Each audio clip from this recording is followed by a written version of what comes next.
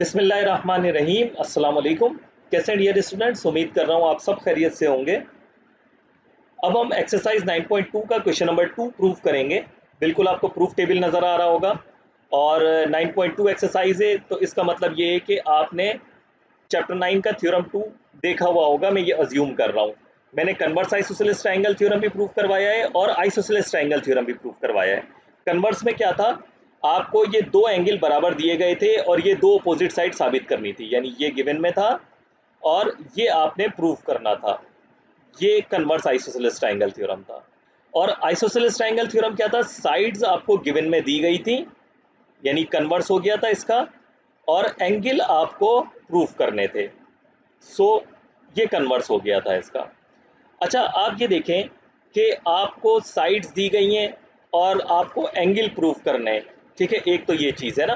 और वहाँ पे आपने क्या सीखा था, ऑटोमेटिकली क्या चीज़ें सामने आ गई थी कि जैसे ही आइसोसेलेस ट्रायंगल बना तो हुआ क्या कि दो एंगल तो बराबर थे।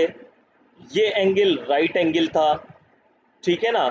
और ये जो पॉइंट डी है ये मिड पॉइंट था, क्योंकि इसने इन दो पार्ट्स को इक्वल तोड़ दिया था दो हिस्सों में। और ये एंगल बाइसेक्टर था एंगल ए का, यानी एंगल 1 और एंगल 2 बराबर थे। तो ये सारी चीज़ें, क्योंकि दो ट्राइंगल्स ये दोनों बराबर साबित हो गए थे, तो इनकी बाकी कॉरस्पॉन्डिंग चीज़ें भी बराबर थी, तो ये बाकी तमाम चीज़ें हमें बाय डिफ़ॉल्ट मिल गई थी। यानी बी डी और सी डी बराबर हैं, इसी तरह ए बी और ए सी बराबर हैं, इसी तरह एंगल बी और एंगल सी बराबर हैं, एंगल 1 और एंगल 2 बराबर हैं, और ये दोनों एंगल 90 डिग्री हैं। तो इससे मुख्तलिफ चीज़ें हमें सामने मिल गई थी, क्योंकि ये दोनों ट्राइंगल्स ही बराबर थे। अब इसको हम डिफरेंट अंदाज में, अलग अलग अंदाज में हम सीखते चले जाएंगे। बहुत सारे क्वेश्चन हैं आपके आइसोसेलेस ट्राइंगल के हवाले से, और मुख्तलिफ अंदाज में। कभी आपको एंगल बताया जाएगा तो साइड्स पता कर ली जाएंगी, कभी आपको इस तरह बताया जाएगा कि एक साइड बी सी पर मिड पॉइंट डी मौजूद है, ठीक है, और उससे एक परपेंडिकुलर जा रहा है, यानी कि आपको ये दो मालूमात दे दी, और परपेंडिकुलर बताने का मकसद है ये दो मालूमात दे दी हैं, तो आपसे कहेगा कि बता हुआ आइसोसेलेस ट्राइंगल है। कभी आपको ये बता दिया जाएगा कि वर्टिकल एंगल से एंगल बाइसेक्टर गुजर रहा है और वो परपेंडिकुलर है, ये दोनों एंगल बता दिए जाएंगे और ये दोनों एंगल बता दिए जाएंगे, तो कहा जाएगा कि बताओ आइसोसेलेस ट्राइंगल है। तो मुख्तलिफ अंदाज में आपसे पूछा जाएगा। बिल्कुल इसी तरह से एक अंदाज यहाँ पर मौजूद है इस क्वेश्चन में आइसोसेलेस ट्राइंगल के हवाले से। आपको कुछ चीज़ें बताएगा और आपसे पूछा जाएगा कि बताओ भाई ये आइसोसेलेस ट्राइंगल होगा, ठीक है ना। यानी एंगल बताकर साइड्स बराबर साबित करना, तो ये तो कन्वर्स आइसोसेलेस ट्राइंगल थ्योरम आपने प्रूव कर चुके हैं। अब हमें कुछ और मालूमात देगा और कहेगा कि बताओ ये दोनों साइड्स बराबर हैं, तो आइसोसेलेस ट्राइंगल ऑटोमेटिक साइड से ही आता है। दो साइड्स बराबर होती हैं आइसोसेलेस ट्राइंगल में, तो हमसे कहेगा कि बताओ आइसोसेलेस ट्राइंगल है। तो ये पर्पस है इस क्वेश्चन का। अच्छा, इस क्वेश्चन का जो कन्वर्स मौजूद है वो नेक्स्ट एक्सरसाइज 9.3 के क्वेश्चन 1 में मौजूद है, ठीक है ना। ये आपने प्रूफ करना है बेटा, यानी यहाँ जो गिवन दिया जा रहा है और प्रूफ करना है उसका कन्वर्स हो जाएगा, ये उल्टा आपको साबित करना होगा। ओके, सो हम क्वेश्चन पढ़ लेते हैं कि क्या लिखा हुआ है। लिखा है if the bisector of an angle, अगर एंगल बाइसेक्टर, इफ लिखा है तो गिवन का पार्ट है, ठीक है। मैंने आपको बताया था बाइसेक्टर ऑफ एन एंगल लिखा हो या एंगल बाइसेक्टर लिखा हो, बात एक ही है, यानी किसी एक एंगल के आपने दो इक्वल पार्ट करने हैं। तो यहाँ देखें एंगल बाइसेक्टर कह रहा है ऑफ अ ट्राइंगल, अगर एक ट्राइंगल का एंगल बाइसेक्टर इस तरह मौजूद है, is perpendicular to its opposite side, वो परपेंडिकुलर हो अपोजिट साइड पर, यानी एंगल बाइसेक्टर है किसी भी एक एंगल का। मान लें मैंने एंगल ए का एंगल बाइसेक्टर कर दिया, एंगल 1 और एंगल 2 में तोड़ दिया, और ये जो खुद एंगल बाइसेक्टर है ये इस अपोजिट साइड बी सी पर परपेंडिकुलर है, ठीक है। एंगल बाइसेक्टर परपेंडिकुलर आ रहा है, हमेशा ज़रूरी नहीं होता कि हर ट्राइंगल में एंगल बाइसेक्टर परपेंडिकुलर ही हो, ठीक है, ये बात याद रखना है आपने।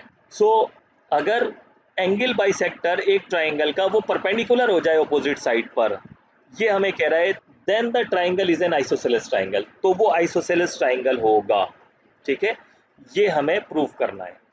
सो इफ एंड देन के साथ दे रहा है, बात हमें समझ आ गई है कि अगर हमने ट्राइंगल में एक एंगल बाइसेक्टर बनाया और वो अपोजिट साइड पर, यानी ये अपोजिट साइड है, इस पर परपेंडिकुलर आ गया है, तो लाजमी आइसोसेलेस ट्राइंगल है।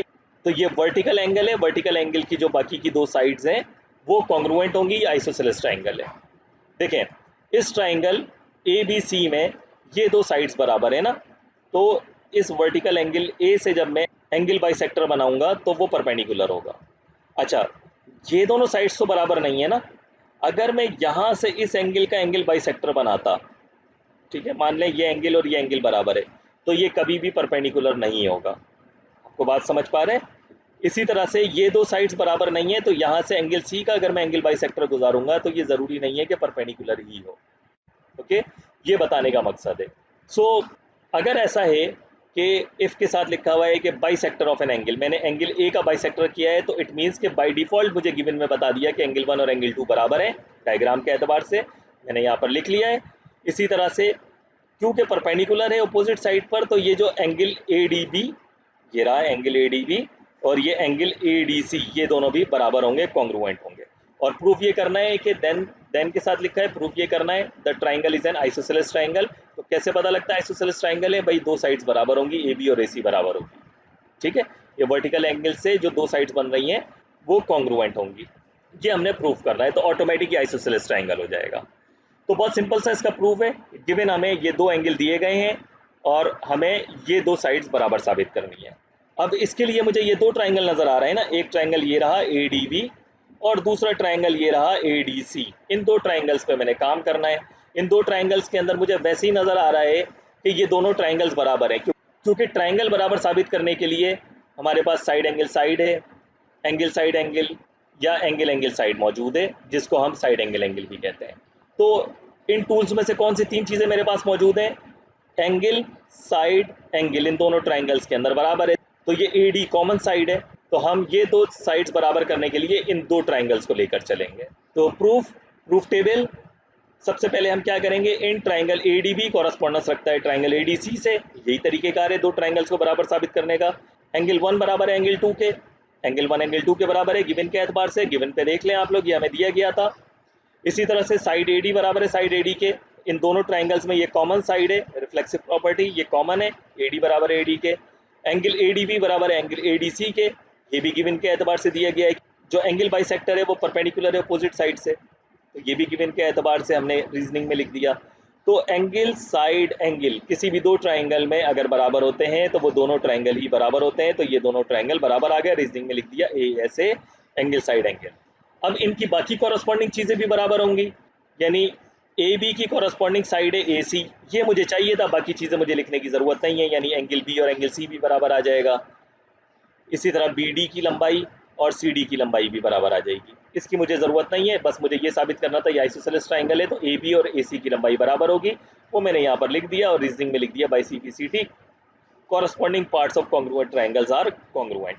तो इस तरह हम साबित कर देते हैं कि अगर कि triangle A B C isosceles triangle है, तो हमें सीखने को क्या मिला इस सवाल से कि अगर किसी भी एंगल का एंगल बाइसेक्टर परपेंडिकुलर होता है अपोजिट साइड पे, तो वो लाजमी आइसोसेलेस ट्राइंगल होता है।